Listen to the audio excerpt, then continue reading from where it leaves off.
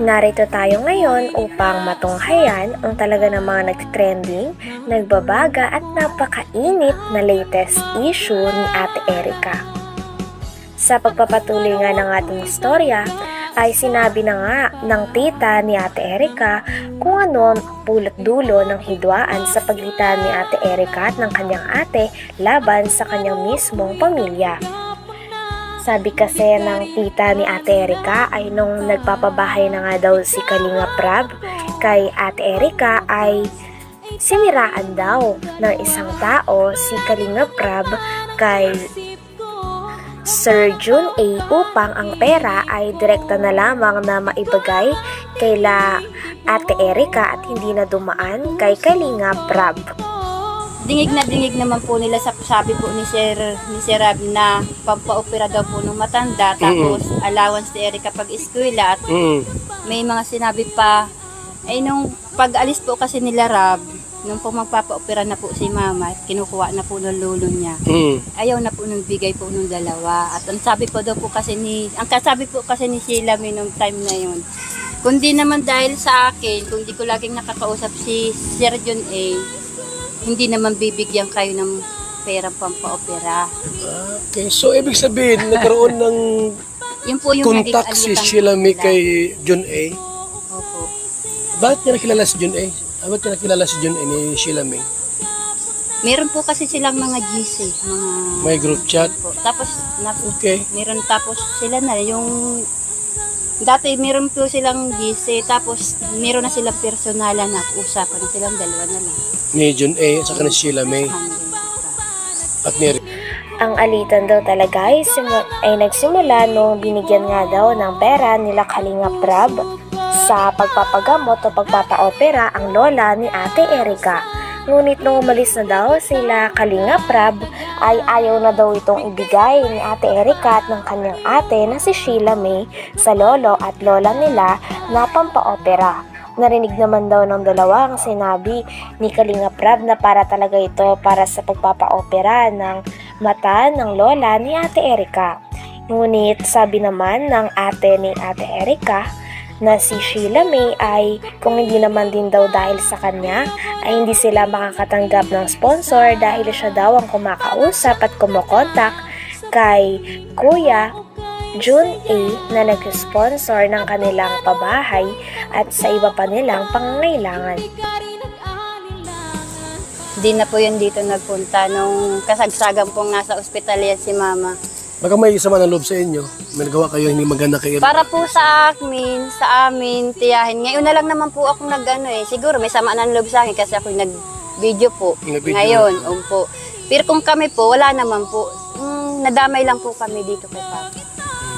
Kasi yun po yung naging alitan. Kasi sabi, nung po kasing nag-ano po doon sila sa pera na ayaw nilang ibigay. At sabi naman kasi ni Erica, kung di naman sa kanya, di siya binablog, walang pera.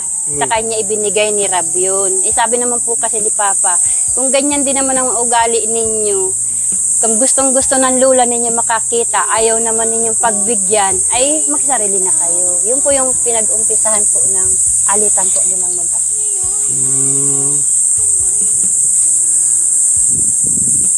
So, nung malabas na ang nakialam si Sheila May, ano? Sheila May po. Dahil may kontak kay John A. Sabi pa nga ng tita ni Ate Erica ay sa katunayan nga ay meron palang gusto si Sir Jun A o ang nag-sponsor ng pabahay at iba pa nilang mga pangailangan kay Ate Erica. Ngunit si Ate Erica naman daw ay wala naman daw gusto kay Sir Jun A sapagkat si Sir Jun A daw ay parang meron ngang asawa. Ngunit ang kanyang ate na si Sheila May ay ang talagang nagpupush o ang kumukontrol kay Ate Erica para sa mga gagawin niya at para sa pag-contact din nila kay Sir Jun A upang mabigyan din sila ng mga pangailangan at iba pang mga sponsor. Ito ay sabi ng tita nila Ate Erica at nalaman niya raw ito sapagkat nakikita niya rin daw talaga na nagpapahayag nga ng damdamin si Sir Jun A para kay Ate Erica. May crush si John A. kay Erica? Napansin mo?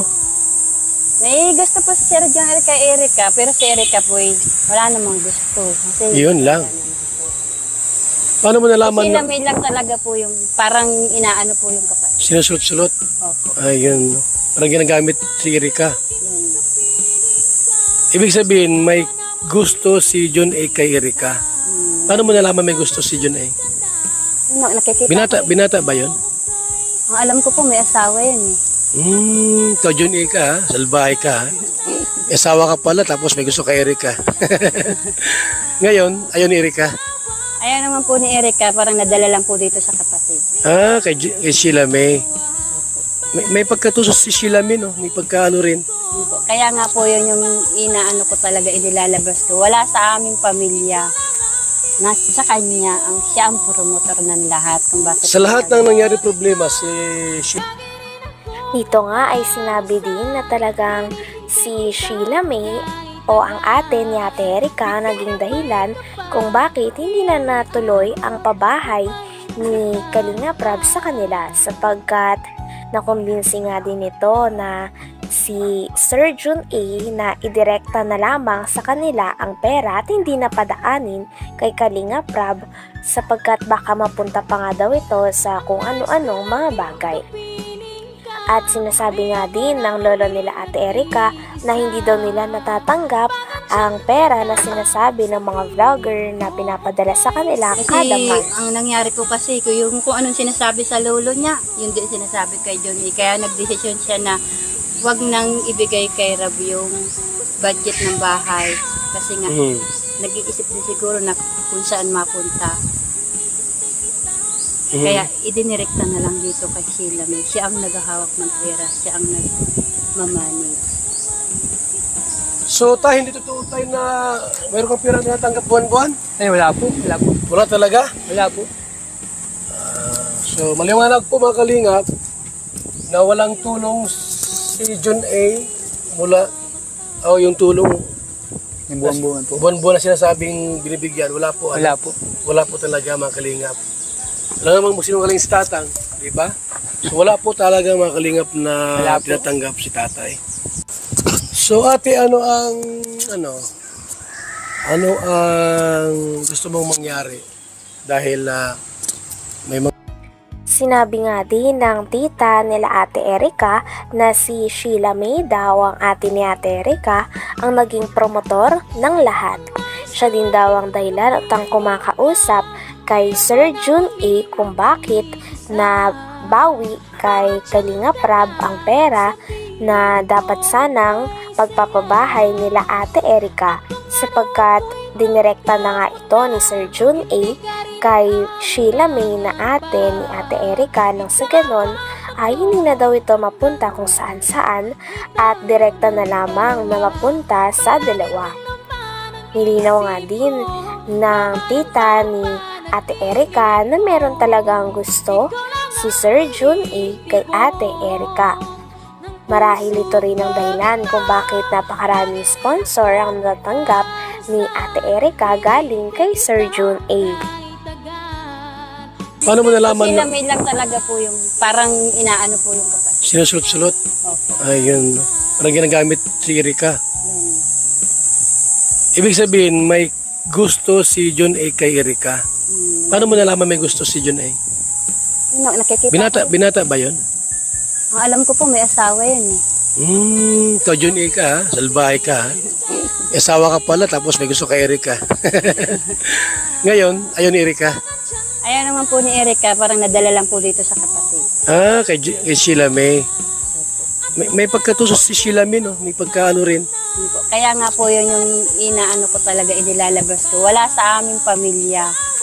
Sa kanya, siya ang promotor ng lahat. Kung bakit Sa lahat ng nangyari problema, si Sheila May ang may problema. Ang gumawa ng Opo. ipagbawi ng pera, wala Kalinga Prab, siya ang nagkontak. Opo. Sila po ang magkakausap. Hanggang doon kay lolo mo, Sila din po. kaproblema dahil kay Sheila. Hanggang dito na lamang muna ang talaga namang nagtitrending, nagbabaga at napakainit na issue ni Ate Erika. Maraming salamat sa inyong panunood. Hanggang sa muli. Bye!